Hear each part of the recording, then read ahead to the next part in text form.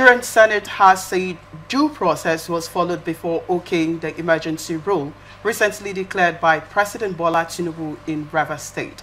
The Senate spokesman, Senator Yemi Adaramodu, who stated this, also played down the insinuation that the National Assembly has become a rubber stamp for the executive. Adaramodu, who is the chairman, Senate Committee on Media and Public Affairs, said their actions and relations with the executive are in line with the Constitution, the rule and orders of the Senate. The federal lawmaker, who is representing Ekiti South, a senatorial district, spoke in his Ilawe Ekiti country home during a chat with journalists. Speaking further on the emergency rule, Senator Adaramodu said Section 63 of the Constitution expressly stipulates that the Senate and the House of Representatives will make rules and laws that will guide the activities internally.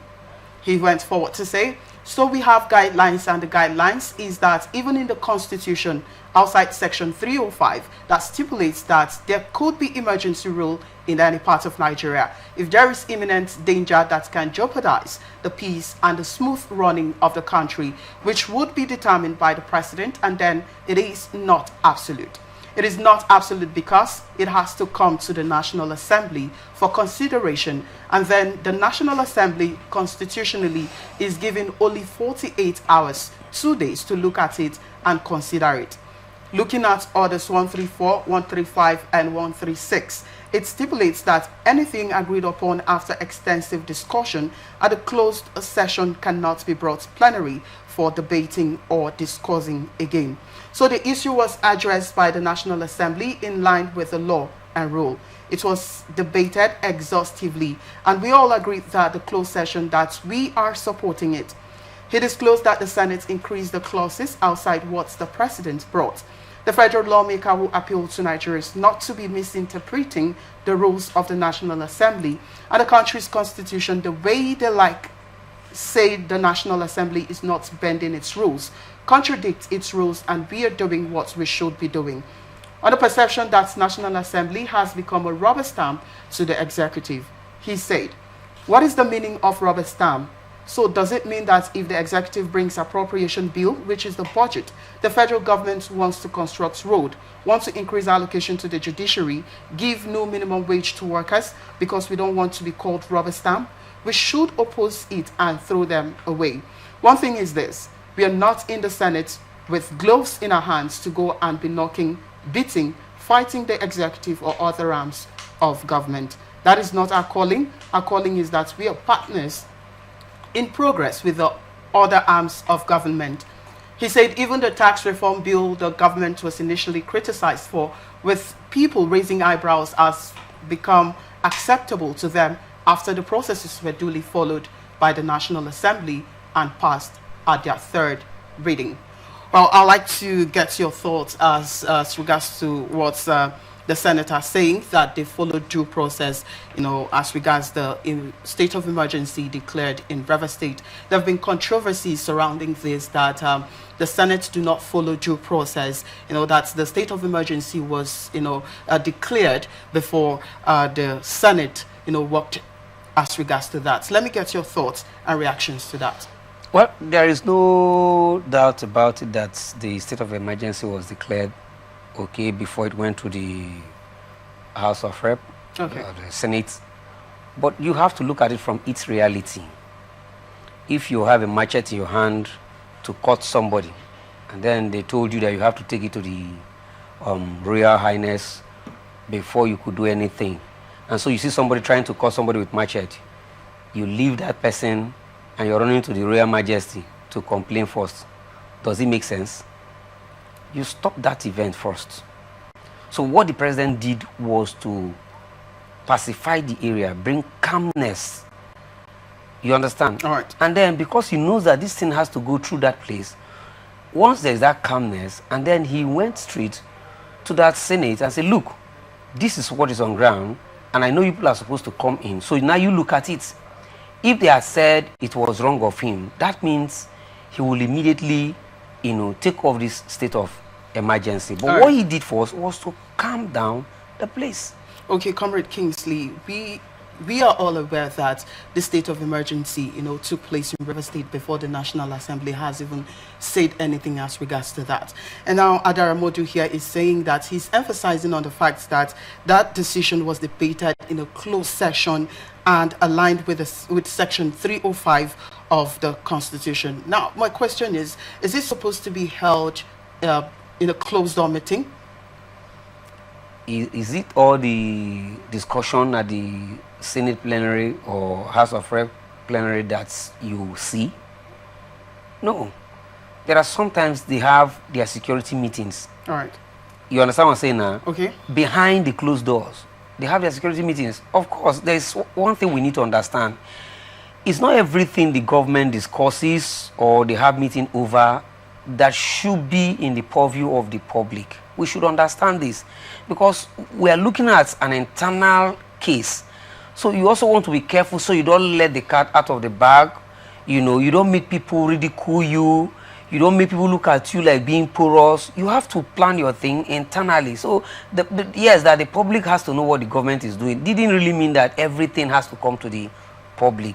At least before it comes to the public, there should be some discussion, there should be some agreement and say, okay, look, this is what has happened, this is what has not happened. Of course, there are also issues and cases where you need to get to the public first before you take a final conclusion. You understand what I'm saying now? Right.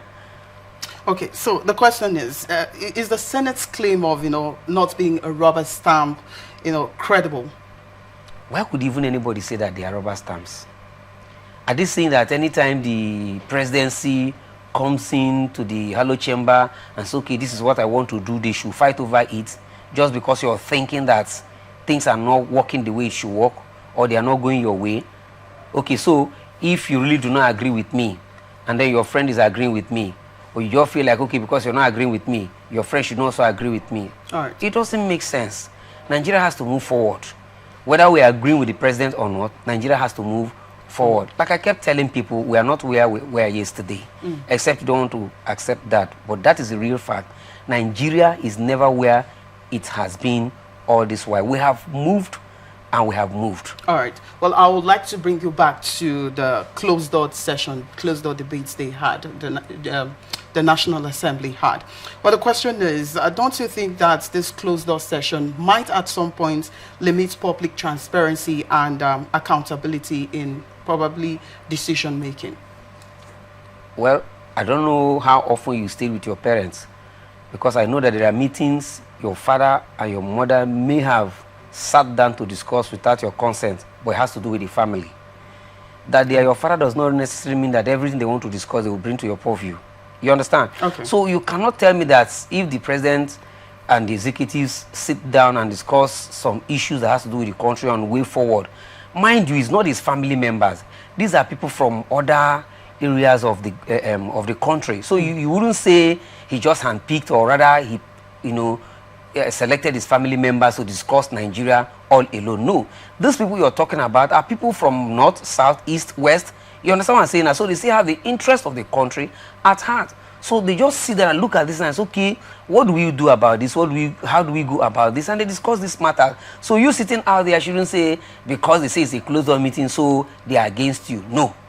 All right, well, just this last question before we move on to the next story. Well, don't you think the declaration of state of emergency in River State at some point might set a precedent, for executive overreach in probably other regions, if not in River State or other states? Have you heard what the IYC president said some time ago, just perhaps last week?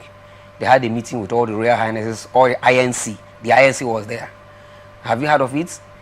The young man was angry. If we had gone by the way the job people were shouting and saying they are going to do this, they are going to do that, if the Ikuri people had just risen up and said, okay, we are going to fight back, do you think this station will even be running by now? Maybe you may be handsing up and moving. You understand what I'm saying now? All right. There is a common sense to all of this thing that has happened, if you ask me.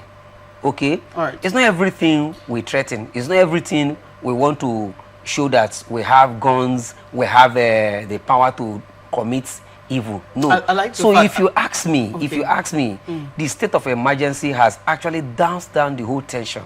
And what would have happened that we didn't know? Comrade Kingsley, I like the fact that you said there's common sense in everything that is happening.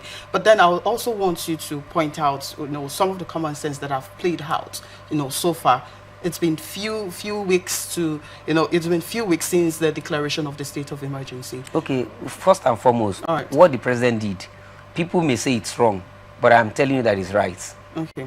To an extent, for example, we had when people said, okay, we are going to blow a pipeline. If Tinubu insists that Nyesom should be behaving the way he's behaving, they are going to destroy this. If they impeach a governor, they are going to do that. All of those threats. And before you knew what was happening, there was an explosion around that Bonibudo Road. You understand what I'm saying? And nobody was hurt in that process. But again, economic value. You have to look at what happened there. It was a pipeline that was blown. And these are sources of economic, value. That is what brings in income to the country. So it affects everybody, not just River States.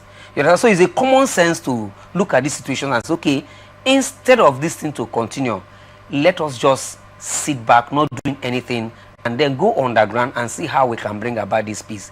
When I hear people say, oh, why will you declare state of emergency? I look at them like, oh, so you want them to start fighting. Do you know that the Equitable even tried? Okay. In my own opinion. Mr. Kingsley, Comrade Kingsley, I would like to get your thoughts on this one. Do you feel like, or do you think that this state of emergency could also be extended to states such as Benue State, Edo State, where we have issues that people are being killed? Between we have violence between herders and farmers in Benue State. Do you think this should be extended? Yes, it's possible they can be extended. It's possible they can be declared in those states. You understand what I'm saying now? But you also have to look at it on technical grounds. Like some persons who say, oh, if you go to the north to see Boko Haram, they are killing, declare state of emergency. If you go to here, they are doing declare. It has to do on technical grounds. You see, some of these things we are even talking about. It's just that there's a way you talk now. People will begin to say, oh, you're taking sides, you're doing this, you're doing that. Sometimes people do things that when you look at it, you see that they are just trying to sabotage a system. Okay. You understand what I'm saying? That they are just trying to sabotage a system. And they want to call you out to just ridicule you. It's not everything you think the government should just delve into.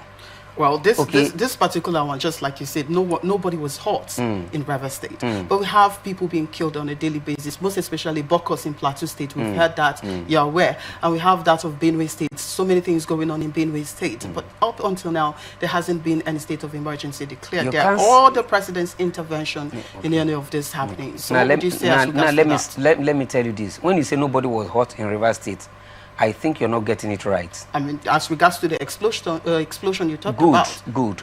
All right. Good. Now, listen. You destroy a national asset that is bringing in revenue and income. What are you trying to do? You are shouting that the government of the day is not helping matters. You're shouting that things are bad. You're shouting that things are difficult, like they are costly. And then you are now committing an event that will strangle the system yet the more. And then tomorrow you still come out and blame the government of the day. And then you say because somebody didn't die, so it was okay. What you're crying over, you're shouting over, you're committing more crime to worsen the situation. You say because there is no blood spilled, so it should be like that. My brother, you're not being fair to the system. No, you understand what I'm saying now? Right. So when you get to Benue State where people are dying, we're not saying that it's not an event that you can declare state of emergency.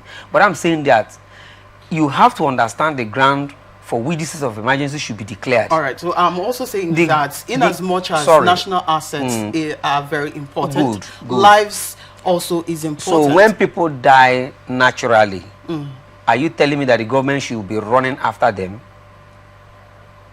Because you're talking about, you want to make it that, you want to make it look like because it's life that is going. So anybody that dies, government should just run after them. I'm telling you that people commit economic sabotage. And people also want to sabotage the government. Do you understand what I'm saying now? So they know when to declare what they are supposed to declare. Right. Sometimes let's allow them to carry out their duties and their functions. Okay. That's what I'm saying. All right. I'm not saying that people dying in Benue State does not demand that they should declare state of emergency. But if the government have seen that this is up to the point where we can declare state of emergency, let them go ahead and do it. But if it is not up to that, allow them, because we cannot saddle them with the responsibility of leading us, and at the same time we are trying to lead them. That is what Nigeria is even doing to their government. Okay.